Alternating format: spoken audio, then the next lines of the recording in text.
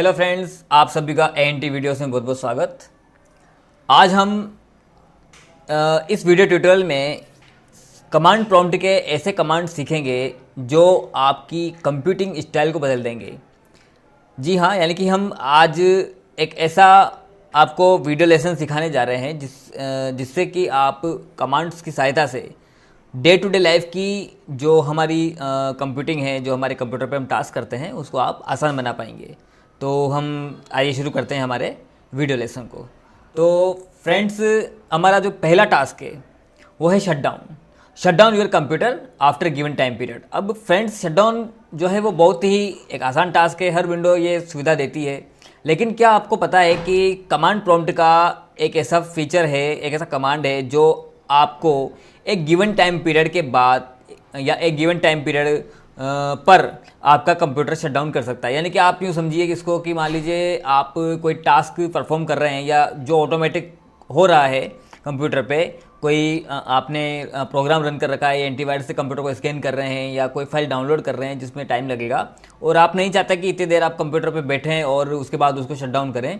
तो उसके लिए आप कमांड प्रॉम्प्ट का एक कमांड है शट डाउन, SHUTDOWN, तो आप इसका उपयोग ले सकते हैं। और ये आपको परमिशन देता है, या आपको इस कैपेबल बनाता है कि आप एक गिवन टाइम पीरियड 1 घंटा, 2 घंटा, 15 मिनट, 10 मिनट, जो भी आपकी रिक्वायरमेंट है उसके हिसाब से आप उसको शट डाउन कंप्यूटर को कर सकते हैं। इसके लिए आपको कमांड लिखना होगा शट डाउन, उसके बाद स्विच लगाने होंगे /S और /T, ये 2 स्विच लगाने होंगे, ठीक है। और उसके बाद आपको टाइमिंग देनी है, टाइम लिखना नहीं है, टाइमिंग सेकेंड्स में लिखनी है, न्यूमेरिक्स में लिखनी है, ठीक है। तो आइए हम इसको पहले करके देखते हैं कमांड प्रॉम्प्ट में। तो फ्रेंड्स, इसमें एक चीज़ और ये है कि कमांड प्रॉम्प्ट को आपको एडमिनिस्ट्रेटर मोड पे ओपन करना है, ठीक है। आपको इसे नॉर्मल मोड पे ओपन नहीं करना है। तो आपको इसको एडमिन मोड पे ओपन करने के लिए आपको CMD सर्च करके उसको रन एज एडमिन करना होगा, रन एज एडमिनिस्ट्रेटर, ठीक है। तो ये आपका एडमिन मोड पे ऑन हो जाएगा। एडमिन मोड पे ऑन होने का एक और इसमें अब मैं आपको क्लू बताता हूँ। आप इसके टाइटल बार में देखेंगे तो एडमिनिस्ट्रेटर जो है वो लिखा हुआ आता है, और एडमिनिस्ट्रेटर अगर आप एडमिन मोड पर इसको ओपन नहीं करते हैं तो यहाँ पर कमांड प्रॉम्प्ट और उसके बाद जो पाथ दे रखा है वो लिखा हुआ था, ठीक है। तो आइए हम शट डाउन कमांड के बारे में बात कर रहे थे। तो शट डाउन कमांड को हम एग्जीक्यूट करते हैं। शट डाउन, अगर आप शट डाउन को लिखकर एंटर प्रेस कर देंगे तो ये शट डाउन की हेल्प को आपको प्रोवाइड कराएगा। यहाँ पर शट डाउन को एग्जीक्यूट करेंगे तो उसके लिए मैंने बताया था /S स्पेस /T, और उसके बाद मैंने बताया था टाइमिंग। तो मान लीजिए मैं 5 मिनट बाद इसको शट डाउन करने का आपको प्रोसेस बता रहा हूँ, आप इसको अपने हिसाब से सेट कर सकते हैं। तो 5 मिनट, अब ये सेकंड्स में चलता है, तो मैंने 5 मिनट को जब सेकंड में कैलकुलेट किया तो 300 सेकंड आते हैं। इसी तरह से आपको सेकंड्स में यहाँ पर डालना है और उसको अप्लाई करना है। अब ये मैंने अप्लाई कर दिया इसको एंटर करके। तो ये देखिए आपको एक मैसेज मिला, Windows will shut down in 5 minutes, ठीक है। बता रहा है कि कितनी देर बाद, कितने टाइम पर ये बंद हो जाएगा। अभी हमें सिस्टम पे देखें तो 9:12 हो रही है, और यहाँ पे हम देखें तो 9:17 पे ये जो है बंद हो जाएगा, ठीक है फ्रेंड्स। अब मान लीजिए इसको अबॉर्ट करना है, यानी कि हम नहीं चाहते कि ये शट डाउन हो जाए 5 मिनट बाद। तो इसको अबॉर्ट कैसे करेंगे, उसके लिए आपको SHUTDOWN शट डाउन और एक स्विच है /A, उसको आपको काम में लेना है। तो ये जो प्रोसेस है ये अबॉर्ट हो जाएगी, शट डाउन आपका रुक जाएगा, ठीक है। ये देखिए जैसे मैंने /A स्विच काम में लिया तो ये कमांड एग्जीक्यूट हुआ और उसके बाद इसने मैसेज दे दिया लॉन्ग ऑफिस कैंसल्ड, ठीक है फ्रेंड्स। तो इस तरह से आप एक गिवन टाइम पीरियड पे अपने कंप्यूटर को शट डाउन कर सकते हैं। हमारा जो नेक्स्ट जो हम सीखने जा रहे हैं वो है association of unknown file extension file format. देखिए फ्रेंड्स, कहना कमांड को सीखने से पहले हम ये देख लेते हैं कि कौन सी सिचुएशन में ये चीज़ काम आएगी। फ्रेंड्स, कई बार क्या होता है कि हम जो है इंटरनेट से कोई फाइल डाउनलोड करते हैं या कहीं से हमें कोई फाइल एक्सेसिबल करते हैं, हमें प्राप्त होती है, तो हम देखते हैं कि यार ये चीज़ वहाँ पर तो चल रही थी लेकिन मेरे कंप्यूटर पर आने पर पता नहीं से क्या हो गया, ये चल क्यों नहीं रहा। इंटरनेट पे आपने कोई JPG फाइल देखी, उसको डाउनलोड कर लिया, लेकिन वो आपके कंप्यूटर पे ओपन नहीं हो रही है, जबकि इंटरनेट पर तो चल रही थी, किसी वेबसाइट पर तो वो एग्जीक्यूट हो रही थी। ऐसा इसलिए होता है फ्रेंड्स क्योंकि उस एक्सटेंशन वाली जो फाइल है, वो जो पर्टिकुलर फाइल है, उसका जो एक्सटेंशन है वो आपके कंप्यूटर के लिए अननोन है, ठीक है। यानी कि वो आपके कंप्यूटर के एक्सटेंशन से या फाइल फॉर्मेट से मैच नहीं हो पाई। तो आप इसके लिए चिंता ना करें, आप उस फाइल को बार बार सेवेज ना करें कि यार कहीं गलती तो नहीं कर रहा मैं सेव करने में, या क्या जो भी आपके साथ सिचुएशन हो। तो आपको क्या करना है, उस एक्सटेंशन को एसोसिएट करना है आपके कंप्यूटर के साथ। तो आइए कैसे करेंगे, उसके लिए एक कमांड दिया हुआ है अशोक, ASSOC। ठीक है, ये कमांड क्या करता है, एक्सटेंशन है, उसको आपके कंप्यूटर के समझ लायक फाइल फॉर्मेट से एसोसिएट कर देता है। ठीक है, इसको यूज में कैसे लेंगे, तो इसको यूज में लेने का तरीका बहुत आसान है। कमांड प्रॉम्प्ट पे आपको लिखना है ASSOC, है ना। उसके बाद एक्सटेंशन कौन सा वाला जिसे आप ओपन करना चाहते हैं, यानी कि आपने जो डाउनलोड किया है या आपको कहीं से मिला है ना। उसके बाद इक्वल का साइन लगाना है और उसके बाद आपको लगा देना है फाइल का टाइप। अब फ्रेंड्स मैं यहाँ पे फाइल का टाइप कह रहा हूँ, ना कि एक्सटेंशन। तो ये फाइल का टाइप क्या होता है पहले ये देख लेते हैं। तो फाइल का टाइप देखने के लिए हम चलते हैं हमारे कमांड प्रॉम्प्ट के पास। तो ये कमांड प्रॉम्प्ट है। कमांड प्रॉम्प्ट पे जब आप फाइल का टाइप कैसे देखेंगे, तो आप सिंपली जब इस कमांड को एग्जीक्यूट करेंगे एसओक को, तो ये आपके कंप्यूटर में उपलब्ध जितने भी एक्सटेंशंस हैं और उनके साथ जो फाइल के टाइप है उनकी लिस्ट आपको प्रोवाइड कराएगा। ठीक है, जैसे .zip अगर आपको कहीं से डाउनलोड होता है तो ये विनरार जो है ऐप उसमें एग्जीक्यूट हो जाएगा। ठीक है, ये इसका वो है फाइल का टाइप। और जैसे हम बात करते हैं टेक्स्ट की, जेपीजी फाइल्स की, तो देखते हैं जैसे .jpg, ये देखिए .jpg वाली जो फाइल अगर हम डाउनलोड करते हैं तो उसका जो है वो जो कंप्यूटर समझता है वो किस तरह समझता है, JPEG फाइल। ठीक है, आपको यहाँ पर जब मैं अभी बता रहा था कि जब आप एसोसिएट करेंगे एक अननोन एक्सटेंशन को आपके कंप्यूटर के उससे, तो वहाँ पे आपको फाइल का टाइप लिखना है, ना कि एक्सटेंशन। तो आपको .jpg नहीं लिखना है, आपको लिखना है डबल कोटेशन के चिन्हों के अंदर JPEG फाइल। टेक्स्ट फाइल अगर आपको कोई मिलती है, वो अननोन हो रही है, कंप्यूटर को ओपन नहीं कर पा रहा, तो आपको टेक्स्ट तो .txt नहीं लिखना है। उसके लिए आपको यहाँ पर लिस्ट में प्रोवाइड कराई गई फाइल का टाइप आपको लिखना है। देख लेते हैं, देखें टेक्स्ट के लिए क्या है। देखिए .txt ये नोटपैड का या टेक्स्ट डॉक्यूमेंट का एक्सटेंशन होता है। कंप्यूटर में इसका एसोसिएशन किस प्रकार किया गया है, TXT फाइल के नाम से, TXT FILE। ठीक है, तो आइए पहले हम एक फाइल लेते हैं जिसका जो एसोसिएट जो है वो हमारे कंप्यूटर से मिसमैच होना चाहिए। तो पहले हम एक फाइल बनाते हैं, यहीं डेस्कटॉप पे बना लेते हैं। एक फाइल बनाते हैं यहाँ पे, जिसको मैंने लिखा this is UN unknown file type. ठीक है, अब मैं इसको सेव करूँगा फ्रेंड्स। तो देखना आपकी, इसको मैंने किया सेव एज डायलॉग बॉक्स में, इसको आप ऑल टाइप्स में कर दें। और जैसे मालूम मैंने इसका कर दिया 111.abc या डाउनलोड कभी कभी हो जाता है। हम जब डाउनलोड करते हैं कोई चीज़ को तो वो डाउनलोड वाले एक्सटेंशन से ही आ जाती है। और इसको कर देते हैं हम सेव। ठीक है, इसको हम बंद कर देते हैं। ठीक है, देखिए फ्रेंड्स 111 को जब मैं ओपन करूँगा तो ये डायरेक्टली आपके टेक्स्ट एडिटर में ओपन हो जाएगी। लेकिन जब 111 को 111 को सॉरी 1 को ओपन करूँगा तो ये हो गई। जब मैं 111 को ओपन करूँगा तो फ्रेंड्स ये आपको ये विंडो आपको बता रही है कि ये एक अननोन फाइल फॉर्मेट है, Windows can't open this file, क्योंकि उसको डाउनलोड जो एक्सटेंशन है उसको सपोर्टेबल नहीं मिला कि मैं किस सॉफ्टवेयर में से ओपन करूँ, इसका फाइल का टाइप जो है वो एसोसिएट नहीं हो रहा है। ठीक है फ्रेंड्स, चलिए अब हम क्या करते हैं, डाउनलोड एक्सटेंशन को TXT फाइल से हम मैप करते हैं, एसोसिएट करते हैं। तो इसके लिए क्या करना होगा, मैंने बताया था कि अशोक कमांड आपको लिखना है ASSOC, उसके बाद .dow डाउनलोड जो कि हमारा अननोन टाइप का एक्सटेंशन है। उसके बाद इक्वल का साइन लगाना है, उसके बाद आपको डबल इन्वर्टेड कॉमा शुरू करना है और यहाँ पे लिख देना है TXT फाइल। ये TXT फाइल कौन सा है फ्रेंड्स, मैंने बताया था आपको यहाँ पर एक्सटेंशन नहीं लिखना है, जो आपका कंप्यूटर समझता है ऐसा एक्सटेंशन नहीं लिखना है, बल्कि उस एक्सटेंशन का टाइप क्या है वो आपको लिखना है। तो मैंने आपको बताया था TXT के लिए ये TXT फाइल, .txt के लिए TXT फाइल। ठीक है फ्रेंड्स, तो ये आपका हो जाएगा TXT फाइल। एंटर कर देंगे। एंटर करने के बाद देखिए इसने एक सक्सेसफुली ऑपरेशन को परफॉर्म किया। तो उसने क्या किया, .डाउनलोड अब किस तरह से ट्रीट करेगा, TXT फाइल के रूप में। ठीक है, अगर मैं कहीं मिस्टेक करता तो यहाँ पर एक एरर आ जाती। चलिए हम हमारे उस 111 वाली फाइल के पास चलते हैं। ये 111 वाली फाइल है फ्रेंड्स, ये देखिए जहाँ पर पहले कंप्यूटर इसको ओपन नहीं कर पा रहा था, विंडोज़ ने इसे अननोन फाइल टाइप बता दिया था, अब ये जो है नोटपैड में आसानी से ओपन हो गया है। तो इसी प्रकार से फ्रेंड्स आप एक इमेज फाइल, कोई सी भी फाइल हो, MP3 फाइल, कोई सी भी फाइल हो जो आपके कंप्यूटर के इससे मैच नहीं हो पाई है, तो आप उसको इस तरह से एसोसिएट कर सकते हैं और उस फाइल को आसानी से ओपन कर सकते हैं। हमारा नेक्स्ट टास्क है friends, delete temporary files with details. Friends हम टेम्परेरी फाइलों को डिलीट करने का तरीका अच्छे तरह से जानते हैं। और टेम्परेरी फोल्डर को ओपन करते हैं, उसको सेलेक्ट डाल करके डिलीट मार देते हैं। ठीक है, या फिर कई थर्ड पार्टी सॉफ्टवेयर भी हम काम लेते हैं, कई प्रकार के सॉफ्टवेयर में आते हैं, आपको इंटरनेट मिल जाएंगे, उनसे भी हम काम लेते हैं। लेकिन इसमें जब आप डिलीट मारते हैं तो कई फाइलें ऐसी होती है जो डिलीट नहीं हो पाती हैं, है ना फ्रेंड्स। उसमें आपको दिख जाता होगा फोल्डर के अंदर कि कुछ फाइलें ऐसी हैं जो रिमेनिंग रह जाती हैं, ठीक है। अब वो फाइल्स डिलीट क्यों नहीं हो पाई, ये जानकारी हमें हमारी विंडो प्रोवाइड नहीं कराती। सीएमडी का एक बहुत ही अच्छा कमांड है, बहुत ही अच्छा फीचर है सीएमडी का, जो आपको बताएगा कि ये फाइल डिलीट क्यों नहीं हुई, ठीक है फ्रेंड्स। तो आइए इसको करते हैं। इसको करने से पहले फ्रेंड्स हम एक बार देख लेते हैं हमारे जो कंप्यूटर की जो विंडो है इसमें टेम्परेरी में कितना डाटा पड़ा हुआ है। उसके बाद हम सीएमडी के कमांड को एग्जीक्यूट करेंगे और देखेंगे कि क्या वास्तव में फाइलें डिलीट हुई, क्योंकि वो पता लग जाएगा हमारे को साइट से।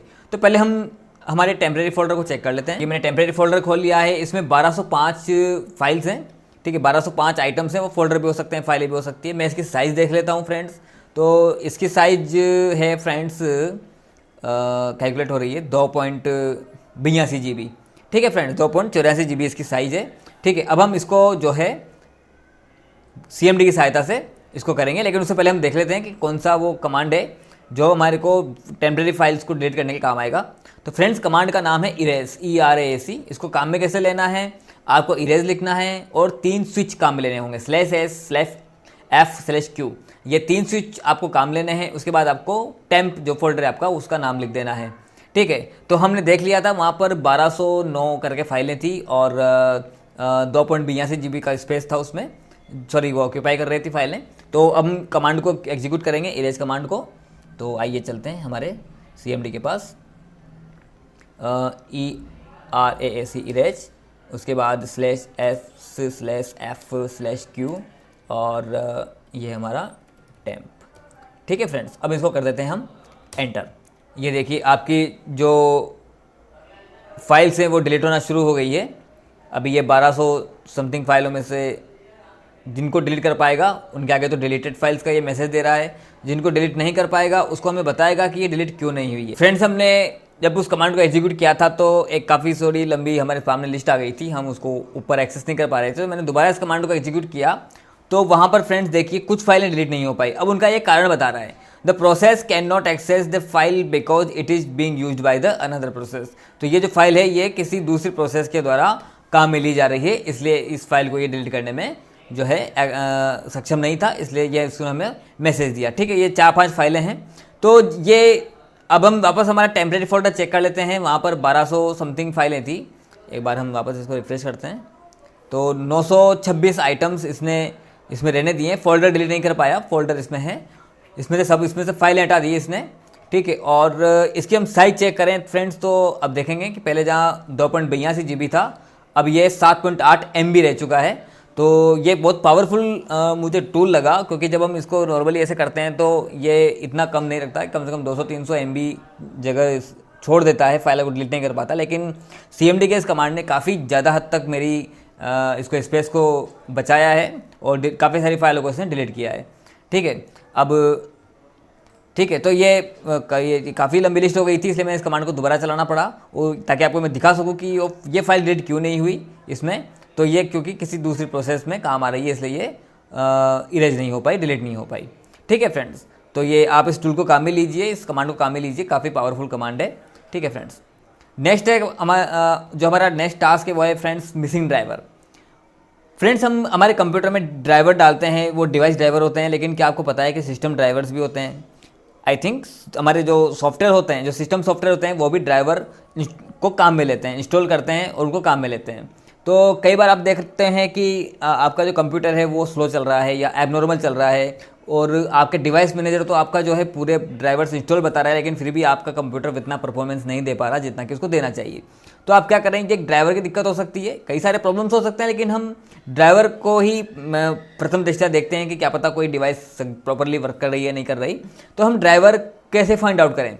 ड्राइवर फाइंड आउट करने के लिए फिर वही आप थर्ड पार्टी सॉफ्टवेयर को काम में लेंगे? नहीं, आप थर्ड पार्टी सॉफ्टवेयर मत काम लीजिए। मैं आपको एक कमांड बताने वाला हूँ जिसको आप काम में लेंगे तो आपको पता लग जाएगा कि मेरे कंप्यूटर में कौन सा हो सकता है, वो डिवाइस ड्राइवर हो या सिस्टम के जो ऑपरेशन होते हैं उनके ड्राइवर हों।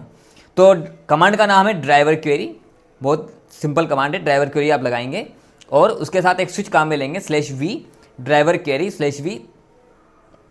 तो ये आपको एक लिस्ट प्रोवाइड कराएगा, उस लिस्ट में आप देख सकते हैं कि उसका स्टेटस ओके है या मिसिंग है। जो मिसिंग है वो आप इंस्टॉल कर लीजिए, ठीक है, और जो ओके है वो आप और वो आपका प्रॉपर्ली वर्क कर रहा है वो ड्राइवर। तो आइए हम इसको एग्जीक्यूट करते हैं हमारे कमांड प्रॉम्प्ट पर।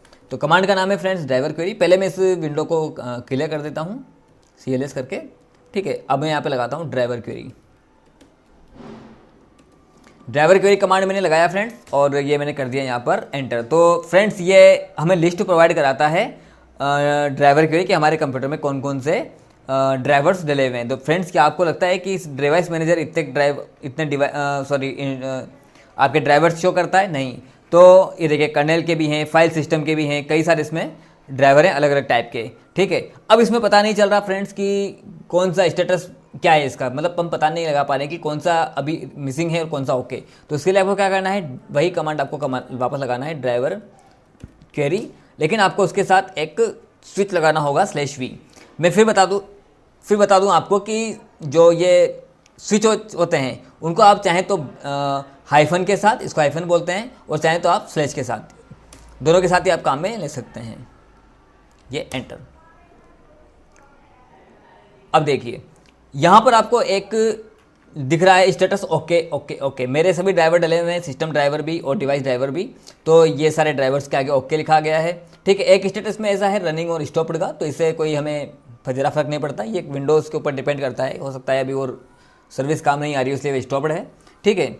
इसके अलावा डिस्क्रिप्शन दे दिया इसने कि वो कौन सा है। कोई मिसिंग आपको अगर मिलता है तो आप उस डिस्क्रिप्शन को यहाँ से पिक करके अपने इंटरनेट से या कहीं जो भी आपके ड्राइवर का जो सोर्स है वहाँ से आप उसको डाउनलोड कर लें और अपने सिस्टम में इंस्टॉल कर लें, ठीक है। तो ये आप आराम से इस कमांड को काम में लें और अपने कंप्यूटर की परफॉर्मेंस को आप आराम से बढ़ा सकते हैं, मिसिंग ड्राइवर्स को देख सकते हैं, ठीक है फ्रेंड्स। हमारा नेक्स्ट टास्क है create a text file of any information. Friends ये मैं आपको एक बहुत ही काम की चीज़ सिखाने जा रहा हूँ। अभी मैंने कमांड काम में लिया था ड्राइवर क्वेरी। अगर मैं इस कमांड प्रॉम्प्ट को प्रोग्राम को बंद कर दूं तो क्या आप उसको दोबारा एक्सेस कर पाएंगे? बिल्कुल कर पाएंगे, कमांड की सहायता से।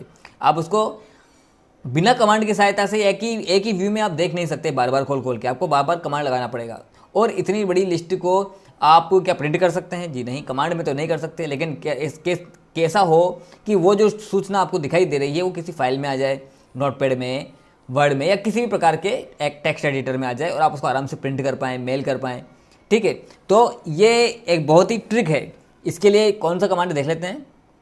इसके लिए कोई कमांड नहीं है, जी हाँ, इसके लिए कोई कमांड नहीं है। एक छोटी सी ट्रिक है। ट्रिक ये है कि जो भी कमांड जो सूचनाएं प्रदर्शित करता है, command that display any information, उसके बाद आपको लगाना है 2 ग्रेटर देन के सिंबल ग्रेटर देन के सिंबल लगाने के बाद पाथ, यानी कि आप उस फाइल को कहाँ पे सेव करना चाहते हैं, फिर फाइल का नाम और उसका एक्सटेंशन, ये आपको लिख देना है। और आपकी जो भी इन्फॉर्मेशन आप जो CMD पे देख रहे हैं, कमांड प्रॉम्प्ट पे देख रहे हैं, वो आपके लोकल हार्ड डिस्क में एक फाइल के रूप में स्टोर हो जाएगी, ताकि आप उसे बाद में मेल करें, प्रिंट करें, जो भी आपकी इच्छा वो करें। आप उसे बार बार देखना चाहते हैं एक ही व्यू में, क्योंकि याद नहीं कर सकते तो हमें उसको कमांड लगाने की बजाय हम चाहें तो उसको फाइल में ले सकते हैं। तो आइए हम चलते हैं। पहले मैं आपको ड्राइवर क्वेरी को चलाने से पहले एक दूसरी कमांड को चला के दिखाऊँगा, और मैं आपको बताऊँगा कि मैं जहाँ पर ये फाइल को सेव करने वाला हूँ वहाँ पर पहले से किसी प्रकार की फाइल नहीं है।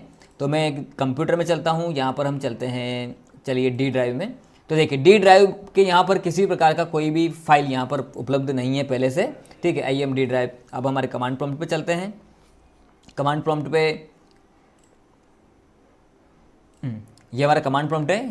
तो यहाँ पे मैंने बताया था कि कोई सा भी एक कमांड हो जो इन्फॉर्मेशन प्रोवाइड कराता हो। तो आइए हम चेक कर लेते हैं सिस्टम इन्फो। ये बहुत ही सिंपल कमांड है, सिस्टम इन्फो, ठीक है। उसके बाद आपको क्या लगाना है, 2 ग्रेटर देन के सिंबल। उसके बाद आपको पाथ देना है। तो मैंने बताया था पाथ में D ड्राइव में सेव करूँगा, D ड्राइव का लेटर कॉलन है ना, बैकस्लैश, और मैं यहाँ पे लिख देता हूँ information.txt और कर दूंगा मैं एंटर। अगर मेरा ये सिंटैक्स बिल्कुल सही है तो ये कमांड एग्जीक्यूट होगा, किसी प्रकार की एरर नहीं आएगी। अब देखिए इसमें कहीं मैंने गलती कर दी, सिस्टम इन्फो के स्पेलिंग गलत है फ्रेंड्स, तो ये आप ध्यान रखें, इसमें मैंने मिस्टेक कर दी थी, सिस्टम, ठीक है फ्रेंड्स। ये देखिए अब ये इन्फॉर्मेशन गैदरिंग करने लग गया है। इन्फॉर्मेशन गैदर करके अब ये मेरे को फाइल में इन्फॉर्मेशन को स्टोर कर देगा। फ्रेंड्स इस सिस्टम इन्फो कमांड ने इन्फॉर्मेशन गैदरिंग करके जो है फाइल information.txt में हमें फॉरवर्ड कर दिया है। तो आइए हम चलते हैं D ड्राइव के पास। तो ये मैंने बंद कर दिया। ये देखिए मैं कंप्यूटर से D ड्राइव पे आ गया हूँ। ये देखिए इन्फॉर्मेशन नाम की फ़ाइल क्रिएट कर दी गई है अब यहाँ पे क्या होगा, यहाँ पे वो सब चीज़ें हैं वही जो सिस्टम इन्फो कमांड जो हमारे को गैदर करके देता है। ये देखिए, अब आप चाहें तो इस इन्फॉर्मेशन को प्रिंट करें, चाहे तो आप सेव करें, किसी को भेजना है तो मेल करें, ठीक है। तो इस तरह से आप किसी भी इन्फॉर्मेशन को स्टोर कर सकते हैं। फ्रेंड्स, ना केवल ये टेक्स्ट फॉर्मेट में बल्कि एक्सेल फॉर्मेट में भी कर सकता है। आइए हम देखते हैं ड्राइवर क्वेरी कमांड के डेटा को जो है फ्रेंड्स, अब हम इसको एक्सेल में डाउनलोड करेंगे, एक्सेल में एक्सपोर्ट करेंगे।